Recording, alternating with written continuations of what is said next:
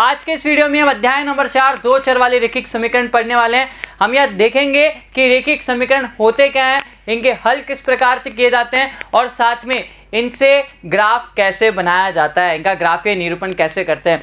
आइए बच्चों देखते हैं सबसे पहले कि रेखिक समीकरण क्या होते हैं। बच्चों एक ऐसा समीकरण जो एक सरल रेखा को दर्शाता है वो है रेखिक समीकरण कहलाता है। बच्चों जैसे एग्जाम्पल के तौर पर अगर हम ले 2x + 3, हमने समीकरण लिया 2x + 3 = 0। ये एक सरल रेखा को दर्शाएगा क्योंकि एक रेखिक समीकरण है। बच्चों देखो रेखिक समीकरण क्यों है, तो देखिए एक ऐसा समीकरण जिसमें एक चर पद की बड़ी से बड़ी घात एक हो उसे हम रेखिक समीकरण कहते हैं। अब यहाँ पर चर पद क्या है बच्चों, हमारे पास x और इसकी घात कितनी है, 1, तो ये क्या है, रेखिक समीकरण है। अब बच्चों रेखिक समीकरण ये कौन से प्रकार का रेखिक समीकरण है, यह है एक चर वाला रेखिक समीकरण। यहाँ पर हम बात करने वाले हैं इस अध्याय में दो चर वाले रेखिक समीकरण की। सबसे पहले एक बार इसे देख लेते हैं। एक चर वाला रेखिक समीकरण 2x + 3 = 0। इसमें एक ही चर पद है बच्चों x, तो यह है एक चर वाला रेखिक समीकरण।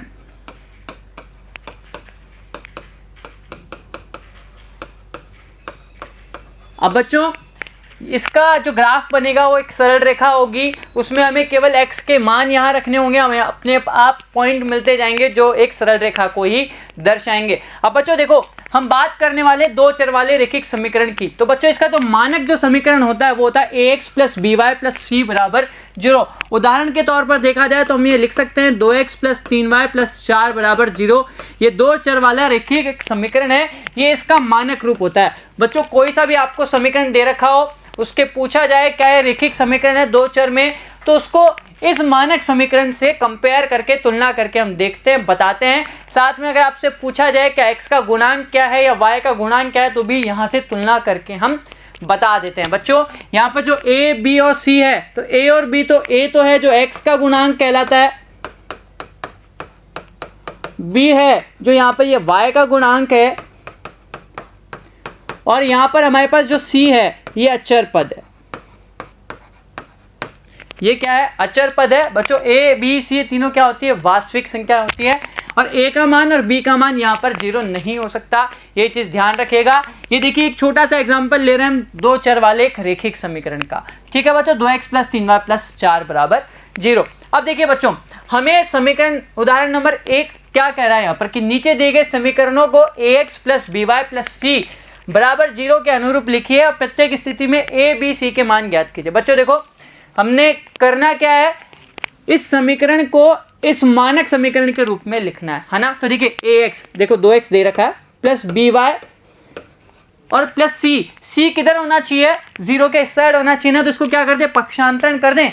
देखो 4.37 को इधर लेके आएंगे तो -4.37 हो गया, इधर कितना बच गया, 0। अब देखो इसका कंपेयर करो, इसकी तुलना करो किसके साथ में, ax + by + c = 0 के साथ में। देखिए बराबर में 0 है, x के साथ जो गुणा में है वो है a, हमें a का मान बताना, तो a का मान कितना दे रखा है यहाँ पर 2।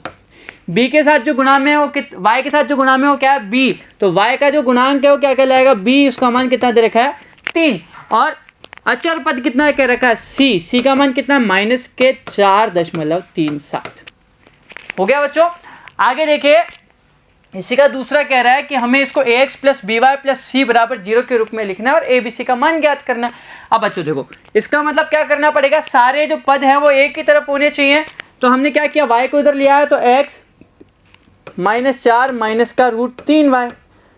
अब ये होना किस रूप में चाहिए, ये होना चाहिए ax + by + c = 0।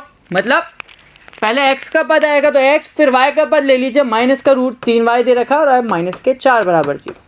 ठीक है। अब बच्चों देखो x के साथ जो गुणांक में है हमने इसको बदल दिया ना इस रूप के अंदर। अब x के साथ जो गुणांक में वो है 1, क्या है, a कहलाएगा, इसके साथ गुणांक में कुछ भी नहीं है तो 1 होगा ना।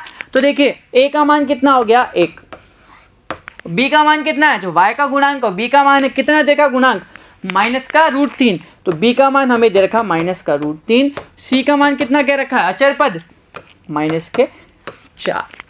ठीक है बच्चों, आगे देखिए हमें कह रखा है अगला इसी का 4 = 5x - 3y। इन सबको सबसे पहले एक ही तरफ लेकर के आना होगा।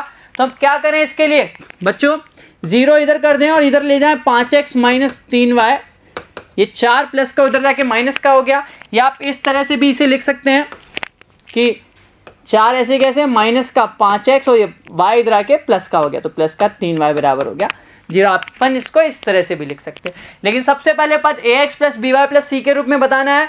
तो देखिए x को पहले लिखेंगे यहाँ से, तो माइनस का 5x प्लस का 3y और प्लस का 4 बराबर 0।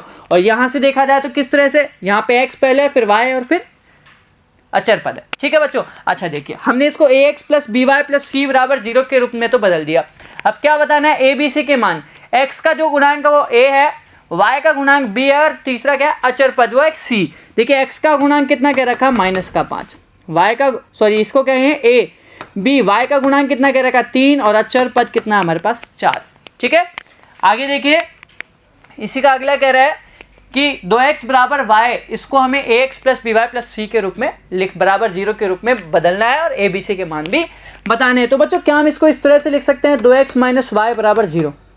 ठीक है, यहाँ पे x का गुणांक कितना है 2, हमने इसको समीकरण के रूप में तो बदल दिया। अब बच्चों यहाँ पर देखिए अचर पद 2x माइनस y कुछ भी नहीं है, तो हम क्या लगा सकते हैं, 0 लगा सकते हैं ना, लगा सकते हैं। ठीक है, अब देखो x का गुणांक कितना दे रखा है 2, अब x का गुणांक यहाँ पर कितना होता है a, तो a का मान आ गया हमारे पास 2, b का मान कितना है जो y का गुणांक है कुछ भी नहीं है तो कितना है 1, तो माइनस का 1 हो गया ना। अब देखिए b का मान हो गया माइनस का 1 और c का मान कितना दे रखा है 0, कितना हो गया 0। ठीक है, आगे देखिए सवाल नंबर 2 क्या कह रहा है, निम्न को दो चरों वाले समीकरणों के रूप में व्यक्त करना है। तो बच्चों पहले मानक समीकरण क्या होता है इसका, ax plus by plus c बराबर 0। और अगर मान लीजिए हमारे पास इस तरह का सवाल आ गया तो हम इसको दो चर वाले समीकरण के रूप में कैसे बदलेंगे, ये चीज़ भी समझना जरूरी है। तो बच्चों सबसे पहले तो ये देखिए इसका मानक समीकरण होता है ये रहा, x ये माइनस का 5 कितना हो गया प्लस का 5 बराबर हो गया 0। निम्न को दो चरों वाले रैखिक समीकरण के रूप में व्यक्त करना है। अब बच्चों देखो x ऐसे कैसे, अचर पद c दे ही रखा है, अब साथ में क्या है यहाँ पर b क्या y दे रखा है क्या, नहीं दे रखा ना, तो हम करते क्या है, जैसे y का गुणांक नहीं दे रखा तो इसको क्या मान सकते हैं 0, क्योंकि x y ये तो होंगे ही होंगे, लेकिन अचर पद अगर इनके जो गुणांक है वो 0 हो गए तो इनका मान 0 हो जाता है। इसका मतलब यहाँ पर b का मान 0 दे रखा है, तो अगर हम इसको लिखें 0 y ये 5 बराबर हो गया 0, तो ये बन गया दो चर वाला रैखिक समीकरण के रूप में। इसका गुणांक यहाँ पर कुछ ही नहीं है तो 1 होगा, तो 1x प्लस 0y प्लस 5 बराबर 0। ठीक है बच्चों, अब देखिए आगे ये कह रहा है y बराबर 2, निम्न को दो चर वाले समीकरणों के रूप में व्यक्त करना है। अब इसको लिख सकते हैं ना y माइनस 2 बराबर 0 लिख सकते हैं। मानक समीकरण क्या होता है, ax plus by plus c बराबर 0। बच्चों यहाँ पे y का पद है, x का पद नहीं है, और बच्चों जब x का पद नहीं होता इसका मतलब क्या है, इसका जो गुणांक है उसका मान 0 है। इसका मतलब क्या हो गया, a का मान क्या हो गया 0। अगर यहाँ पे y का पद नहीं होता तो मतलब क्या होता, b का मान क्या होता है यहाँ पे 0 होता है। इसका मतलब इसके हम लिखें तो हम लिख सकते हैं x को गुणा में साथ किसे 0 के साथ, तो 0x प्लस y का गुणांक कितना बच्चों 1y है ना, माइनस का 2 बराबर 0। तो इस तरह से इसे बदला जा सकता है ax plus by plus c बराबर 0 के रूप में। आगे देखिए इसी का 2x बराबर 3 दे रखा है, तो बच्चों क्या लिख सकते हैं 2x माइनस 3 बराबर 0। और इसको अगर दो चर वाले समीकरण के रूप में बदलना है तो मानक समीकरण ax plus by plus c बराबर 0। बच्चों देखो ax a का मान दे रखा है, अब y का मान y वाला पद यहाँ है नहीं, इसका मतलब क्या है, हमारे पास b का मान क्या है 0 है यहाँ पर।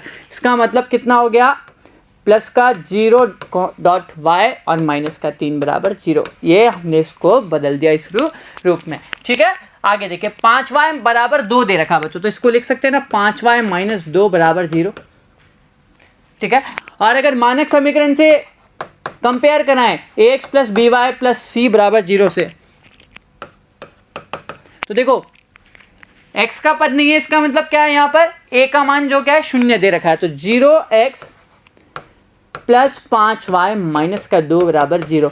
और ये बदल दिया हमने इसको ax plus by plus c बराबर 0 के रूप में। ठीक है बच्चों, तो बच्चों इसी के साथ हमारा ये वीडियो यहीं समाप्त होता है। मिलते हैं आपसे अगले वीडियो के अंदर, जहां प्रश्नमाला 4.1 के सवालों की चर्चा करेंगे। धन्यवाद।